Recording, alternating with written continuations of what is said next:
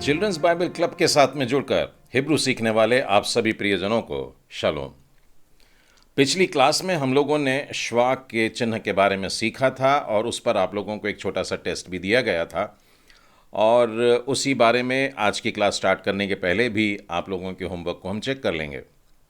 साथ ही आज की जो क्लास है ये उच्चारण को लेकर के आपको बड़ी मदद मिलेगी, मुझे ऐसा पूरा विश्वास है, क्योंकि हम लोग दागेश इस चिन्ह के बारे में सीखने जा रहे हैं। हालांकि हम लोगों ने बीती क्लासेस में इसका उपयोग किया भी था और इसके कारण अक्षर का उच्चारण कैसे हो जाता है ये आप पहले से जानते आ रहे थे, परंतु कुछ टेक्निकल बातें हैं, कुछ नियम हैं जिनको हम लोगों को फॉलो करना है। तो चलिए दागेश को लेकर के आज की क्लास आरंभ करते हैं। आओ हम सीखें इब्रानी भाषा। पिछली बार मैंने आप लोगों को 9 शब्द दिए थे, जिनमें से पहला शब्द यहूदाह मैंने आप लोगों के साथ में उसका उच्चारण करके बताया था। हम लोगों ने श्वा के लिए विशेष करके यह क्लास लिया था। आप देख रहे हैं पहला वाला जो अक्षर है वो है योद और उसके नीचे श्वा लगा हुआ है, जिसके कारण उसके उच्चारण में ये ऐसा आ जाता है, यानी पहला अक्षर य की बजाय ये होगा, तो यहूदा। और मैंने यह लिया है बेरेशीत की पुस्तक से और उसका 49वां अध्याय और उसका 8वां वचन। चलिए दूसरा शब्द देखते हैं और यह है बिस्दे। बिस्दे, और इसे मैंने लिया है रूत की पुस्तक से और उसका पहला अध्याय और पहला वचन। उसके बाद में है केतुवीम।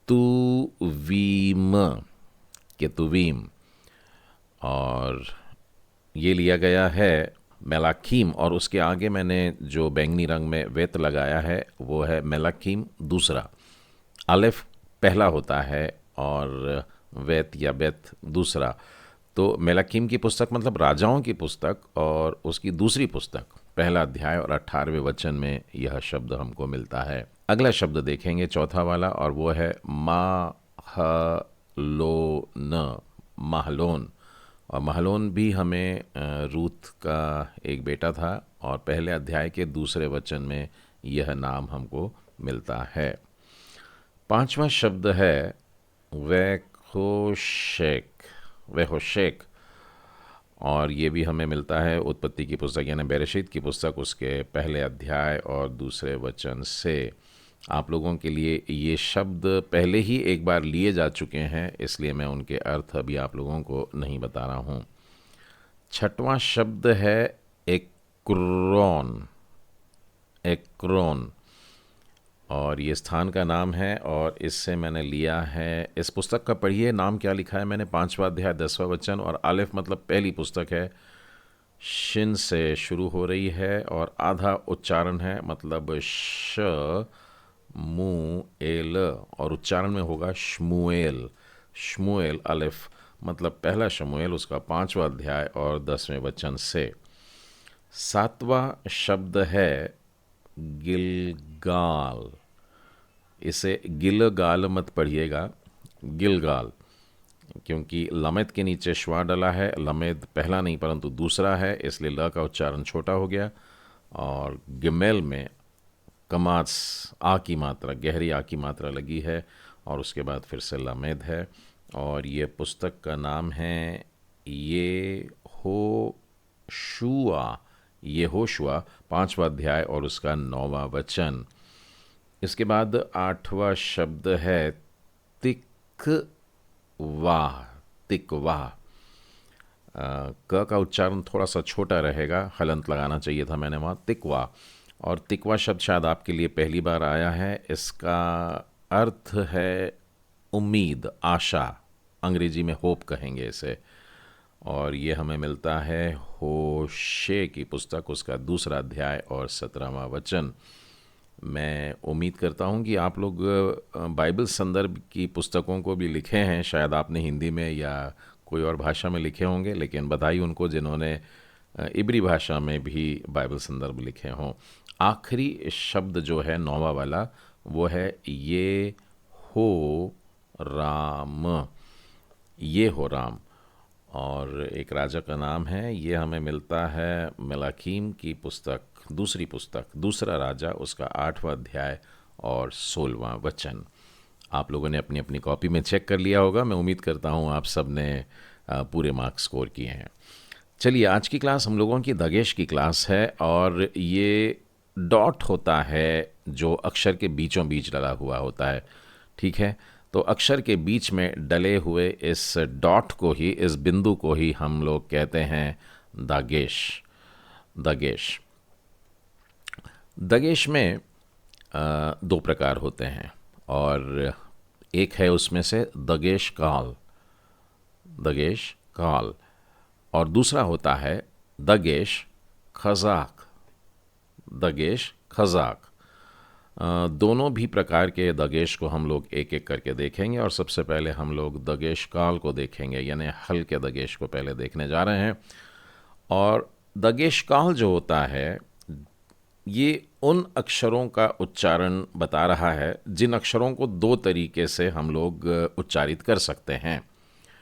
अब आप लोगों को पहले ही मैंने 3 ऐसे अक्षरों को बताया है जिनमें डॉट लगा देने से उनके उच्चारण चेंज होते हैं या डॉट हटा देने से उनके उच्चारण बदल जाते हैं। तो ये है बेथ, जो वर्णाक्षरों में दूसरा अक्षर है और इसका बेस उच्चारण होता है ब। वैसे ही ये काफ है और इसका बेस उच्चारण होता है क। और उसी तरह से जो ये चिन्ह है ये है पे, तो इसका उच्चारण, बेस उच्चारण आएगा प। लेकिन अगर मैं इन डॉट्स को हटा देता हूं तो जो बेथ है वो हो जाता है वेथ, मतलब इसका बेस उच्चारण हो जाएगा व। उसी तरह से यदि मैं काफ में से डॉट को निकाल देता हूं तो इसका उच्चारण हो जाएगा ख। और यदि पे में से मैं डॉट को हटा देता हूं तो इसका उच्चारण हो जाएगा फ। इसका यह मतलब हुआ कि हम पहले ही दगेश काल को जानते थे पर उस नाम से नहीं जानते थे। आप इस चीज़ को पहले ही प्रोनाउंस करते आ रहे थे, आप उच्चारण इसका सही तरीके से करते भी आ रहे थे, लेकिन आज आपको उसका टेक्निकल नाम पता लग गया है कि इस डॉट को दगेश काल कहते हैं। लेकिन एक इंटरेस्टिंग बात बताना चाहूँगा और वो ये है कि केवल 3 ही अक्षर नहीं हैं परंतु और 3 अक्षर हैं जिनमें डॉट लगाए जा सकते हैं या डॉट हटाए जा सकते हैं, तो उनका उच्चारण बदल जाता है। चलिए देखते हैं कौन से 3 अक्षर हैं ये। और ये हैं गिमेल। आपने इस स्ट्रक्चर को देखकर एकदम से गिमेल कह दिया होगा और वो डॉट जो है, वो डॉट के कारण इसका उच्चारण होता है ग। आपने कई बार बिना डॉट के भी इसे ग का उच्चारण किया होगा, परंतु यदि आप क्लासिकल हिब्रू सीखेंगे तो अगर डॉट नहीं होगा तो आपको उसका उच्चारण करना पड़ेगा घ। लेकिन इसलिए कि हम लोग मॉडर्न हिब्रू सीख रहे हैं तो ये नियमों को हम लोग ओवरराइड कर सकते हैं। उसी तरह से आपने इसे दालित पढ़ा होगा, पर डॉट डल जाने से इसका उच्चारण हो जाता है ड। अगर मैं बोलना चाहूँ तो डालित बोलना पड़ेगा, लेकिन अगर डॉट नहीं डला है, दगेश काल नहीं डला है, मात्र इतना स्ट्रक्चर बना हुआ है, तो इसका उच्चारण रहेगा द। और 22वां अक्षर है टाव। अब वो डॉट डला है तो उसका उच्चारण है ट, और यदि मैं डॉट हटा दूं तो उसका उच्चारण हो जाएगा त। तो इस तरीके से आपने देखा कि कुल 6 अक्षर हैं जिनमें हम लोग दगेश लगा सकते हैं और डॉट डालने से उनके उच्चारण बदल जाएंगे या डॉट हटा देने से भी उनको नए तरीके से उच्चारित किया जा सकता है। लेसन को थोड़ा सा बीच में रोक करके मुझे ज़रूरी लगा कि मैं आप लोगों से यह बात शेयर करूं, क्योंकि ये 3 नए अक्षरों के बारे में आपके मन में विचार आया होगा कि मैंने पहले आप लोगों को गिमेल के बारे में, दलित के बारे में और ताव के बारे में क्यों नहीं बताया। 3 अक्षर हमें पहले से मालूम थे, जैसे बेत को वेत कहते हैं, काफ और खाफ हो सकते हैं, इस तरीके से। लेकिन इन 3 अक्षरों का मॉडर्न हिब्रू में नहीं के बराबर उपयोग है, या यूं कहिए कि अगर दलित में डॉट लगा है या नहीं लगा है, गिमेल में डॉट लगा है या नहीं लगा है, दगेश की बात कर रहा हूं, तो भी उनका उच्चारण सरीखा हो रहा है। फिर भी यदि आप एकदम सटीक उच्चारण करना चाहते हैं तो मैं एक प्रैक्टिकल लेना चाहूंगा आपके साथ में। आप यदि त का उच्चारण करें, मैं ताओ के बारे में 22वें अक्षर के बारे में अभी बता रहा हूं, आप यदि त का उच्चारण हिंदी में कर रहे हैं तो आप अपनी जीभ को सामने की ऊपर की दंत पंक्ति के कॉर्नर में लगाते हैं। आप इस समय भी बोल सकते हैं त। त जब बोलते हैं तो ऊपर जीभ छूती है दांतों के पास में। जब आप ट बोलते हैं तो ट के लिए आपने अपनी जीभ को थोड़ा सा पीछे कर लिया है। अब मैं चाहूंगा कि आप यह कोशिश करिए कि अपनी जीभ को न तो दंत पंक्ति के पास में और ना ही पीछे, परंतु बीच में कहीं रख करके त बोलने की कोशिश करें। तो तब उच्चारण जो आता है वो न तो त होता है न ट होता है, परंतु दोनों के बीच का होता है, लेकिन सुनाई देने में थोड़ा सा ट की तरफ जाता है, अर्थात ट। तो यदि मैं तोराह कहता आ रहा हूं और मेरे ताव के बीच में दगेश डला है, डॉट डला है, तो मैं कहूंगा तोरा। ये ट भी नहीं था और त भी नहीं था, परंतु तोरा। और उसी तरह से जब हम बेरेशीत कहते हैं तो वहां पर बेरेशीत में आपका सही उच्चारण हो जाएगा ताव के लिए बेरशीट, यानी हल्का सा ट का उच्चारण आ जाता है। बिल्कुल उसी तरीके से आप द और ड के बीच का उच्चारण लेने का प्रयत्न करें, तो ये उच्चारण आपको मॉडर्न हिब्रू में दिखाई देंगे। तो चलिए क्लास में आगे बढ़ते हैं। मैं इन्हीं अक्षरों को आप लोगों को एक एक करके बताना चाहता हूं और उसके नीचे पिक्चर्स में हिंदी जानने वालों के लिए थोड़ा सा आसान हो जाएगा। जैसे ये वजन का, दूसरा है ख खरगोश का, फ फसल के लिए, और ये है घ घड़ा, और अगला है द दवात, और यह है त तारा। अब मैं इन सब में डॉट्स डालता हूं और इनके उच्चारण बदल जाएंगे। तो ये हो गया ब बेलन के लिए, और ये हो गया क कमल के लिए, ये है प पपीता, और ये है ग गन्ना, और ये है ड डमरू, और ये है ट टमाटर। पर मैं सोचता हूँ अगर एक एक अक्षरों को देखें तो कंपैरिजन से ज़्यादा अच्छे से सीख पाएंगे। मेरे कहने का मतलब इस तरीके से जी, अभी देखिए आप व का उच्चारण और ब का उच्चारण, उसी तरह से ख और क, फ और प, घ और ग, द और ड, और आखिरी है त और ट। तो इस प्रकार से हम लोगों ने दगेश काल देख लिया है। और जैसे हम जानते हैं कि दगेश के दो प्रकार होते हैं, हम लोगों ने दगेश काल सीखा है। अब हम देखेंगे कि दगेश खजाक क्या होता है या उसके कारण क्या असर पड़ने वाला है और उच्चारण किस तरीके से होंगे। जहां दगेश खजाक होता है या डॉट डला है अक्षर में, उसके कारण उस अक्षर का उच्चारण दो बार हो जाता है, या यूँ कहिए कि उस ही अक्षर को आधा करके उसी अक्षर में फिर से लगा दिया जाता है। मेरे ख्याल से हम जब प्रैक्टिकल करेंगे तो समझ में आ जाएगा। लेकिन इसमें एक एक्सेप्शन है, एक नियम है कि इन अक्षरों पर दगेश खजाक नहीं लगा सकते। तो ये कौन कौन से अक्षर हैं जिनमें खजाक नहीं लगेगा? तो दगेश खजाक अलिफ पे नहीं लगता है, क्योंकि हम ऐसा करके कोई शब्द नहीं बनाते हैं। उसी तरह से हे यानी ह ऐसा करके कोई शब्द नहीं बनता है। तीसरा वाला है खेत यानी ख, ऐसा नहीं होगा। फिर है आइन ए, और उसी तरह से रेश र, ऐसा नहीं होता है। इसलिए दगेश खजाक इन 5 अक्षरों को छोड़कर बाकी अक्षरों पर काम कर सकते हैं। ठीक है, तो चलिए उदाहरण देखते हैं हम लोग, तो थोड़ा आसान हो जाएगा हम लोगों के लिए। मैंने एक शब्द लिखा है आपके सामने, और ये शब्द हमें उत्पत्ति के पहले अध्याय के पहले वचन से लिया गया है। ये है हा शा मा ईम। शायद इससे पहले आपने हाशा माइम ऐसा ही पढ़ा होगा, लेकिन अब देखिए शिन में एक एक्स्ट्रा डॉट लगा है और ये दगेश खजाक है। अब इस शिन को 2 बार आपने बोलना है। किस रीति से? मैं इसे लिखता हूं यहां पर, हाश शा मा ईम। आप समझ गए? श को 2 बार लिया है, हाशा माइम।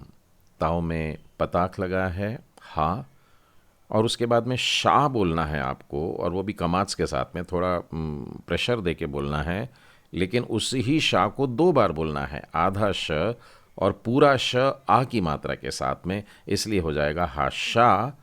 फिर मेम है पताक के साथ में, और फिर उसके बाद में ईम डला है। ईम यानी बहुतायत या प्लूरल से तात्पर्य होता है, हाशा माईम।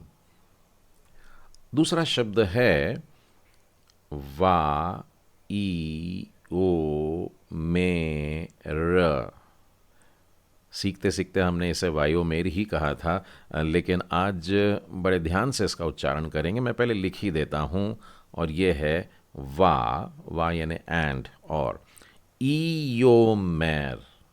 देखिए योद में एक डॉट डला हुआ है, यानी योद को आपको दबा करके इस रीति से बोलना है कि ईयो, और उसके आगे में है मेम और ए की मात्रा के साथ में, और फिर रेश है, वायोमेर। ये दोनों भी शब्द उत्पत्ति के पहले अध्याय से लिए गए हैं, आप लोगों के पहचाने से हैं। ठीक है, मैं आप लोगों के सामने कुछ शब्द लिखता हूँ, आप कोशिश करिए कि क्या आप इनको पढ़ पाएंगे। इनमें सब में दगेश खजाक रखा हुआ है। पहले में समेक में डला है, बाद में नून में डला है। यहाँ पर 3 डॉट्स बीच में डले हैं, लेकिन देखिए पहले अक्षर में और चौथे अक्षर में दगेश काल है। हमने देखा है कि 6 अक्षर हैं जिनमें दगेश काल डलता है। तो बेत है, चौथा अक्षर फिर से बेत है, लेकिन जो दूसरा अक्षर है वहाँ मेम में दिया है, यानी म और म फिर से बोलना पड़ेगा, और उसमें ई की मात्रा है, छोटी ई की मात्रा आपको म में लगाना है। मैं और 3 शब्द पहले लिख ही देता हूँ। यहाँ पर दलित है और उसमें डॉट डला हुआ है, और उसके साथ में हम देखें फिर से एक बार समेक ही लिया है, लेकिन अब की बार ई की मात्रा के साथ में है। और आखिरी शब्द देख लेता हूँ, यहाँ पर ज़ाइन है, ज़ाइन में ए की मात्रा के साथ में दगेश खजाक रखा हुआ है। ठीक है, पहला शब्द हम लोग पढ़ने की कोशिश करेंगे। ये है हा, और उसके बाद में समेक है, और उसके नीचे श्वा भी डला हुआ है, यानी आपको सरल उच्चारण करना है, और छोटा यानी हा स को 2 बार बोलते हुए, और उसके बाद में न है और हे है, तो ये हो जाएगा हासने, हासने, हासने। अगला शब्द है ही। अब देखिए दगेश खजाक है, मतलब नून को या न को मैंने 2 बार बोलना है, और फिर से एक बार आखिर में नून भी आ रहा है और वो ई की मात्रा के साथ, तो ये हो जाएगा ही ने नी। तो हे में छोटी ई की मात्रा, लेकिन आखिरी वाले न में बड़ी ई की मात्रा लगेगी, ये हो जाएगा हिन्नेनी। ऐसा ही बोला है आपने भी, हिन्नेनी। अच्छा, इन शब्दों को शायद आपकी पहचान नहीं है। मैंने ये 6 शब्द निर्गमन की पुस्तक के 2 और 3 अध्याय से लिया है। हासने का मतलब होता है झाड़ी। आपको मालूम होगा कि मूसा एक पहाड़ पे जाते हैं, और वहाँ उनको एक झाड़ी में, अग्नि में परमेश्वर की आवाज़ सुनाई देती है। और उसी तरह से हिन्नेनी, हिन यहाँ, नेनी मैं हूँ, यहाँ मैं हूँ, या I am here, here I am, इस तरीके से आप बोलना चाहते हैं। किसी ने आपको पुकारा या परमेश्वर ने आपको आवाज़ दिया, तो आप कह सकते हैं कि हिन्नेनी, हे प्रभु जी बोलिए, मैं यहाँ पर हूँ। उसके बाद में है बा मी, लेकिन ये म आधा म, और फिर म में ई की मात्रा लगाइएगा, छोटी वाली, और उसके बाद में द है, और उसके बाद में बार, तो ये हो जाएगा बा मिदबार। इसका मतलब होता है मरुस्थल। आपका पहचाना सा शब्द था। चलिए हम लोग चौथे शब्द पर आते हैं। नीचे है हादोर। ये थोड़ा आसान है आपके लिए। हादोर, मैं लिखता हूँ इसे हादोर। और हादोर शब्द का अर्थ होता है पीढ़ी, जनरेशन्स। अगला शब्द है मीसीम। मिसीम, ठीक है। पहला वाला म जो है उसको आपको छोटा ई की मात्रा म पे लगानी है, लेकिन समेक जो है उसमें बड़ी ई की मात्रा लगानी है, और वो भी दगेश के साथ में है, यानी स सी म। इसे लिखता हूं मैं मिस्सीम। मिस्सीम का मतलब होता है आपके मालिक लोग, यानी कि जो कठोर मालिक होते हैं साधारणतः उनके लिए इस प्रकार से शब्द इस्तेमाल किया जाता है। मिस्सीम यानी ये वे लोग थे जो कोड़े लेके खड़े रहते थे और इजराइलियों से खूब कार्य करवाते थे, बड़ी भारी मजदूरी करवाया करते थे। और उसके बाद में आखिरी शब्द भी देख लेते हैं हम लोग। ये है हाजे। जाइन में दगेश खजाक लगा हुआ है, तो ज हो जाएगा वो, और ए की मात्रा के साथ में ये हो जाएगा हाजे। हाजे, जिसका मतलब होता है ये। हाँ, आसान है ना, हाजे यानी ये वाला, दिस वन। तो इस समय हम लोगों ने 6 शब्द देखे हैं जिसमें दगेश खजाक था। और अब मैं आप लोगों को होमवर्क देना चाहता हूँ। और मैंने आप लोगों के सामने, लीजिए, इस समय रखे हैं 9 शब्द। और आप लोगों को मालूम है कि आप लोगों को क्या करना है। एक ग्रिड बनाइए और इन शब्दों के उच्चारणों को आपको लिखना होगा, और ये शब्द आपको बाइबल में कहाँ पर मिलते हैं इससे खोजना होगा। अगर आपने इसका सही उच्चारण निकाल लिया तो संभव है कि आप उसके हिंदी इक्विवेलेंट को भी ढूंढ लेंगे। बाइबल में से आप उन शब्दों को निकाल सकते हैं।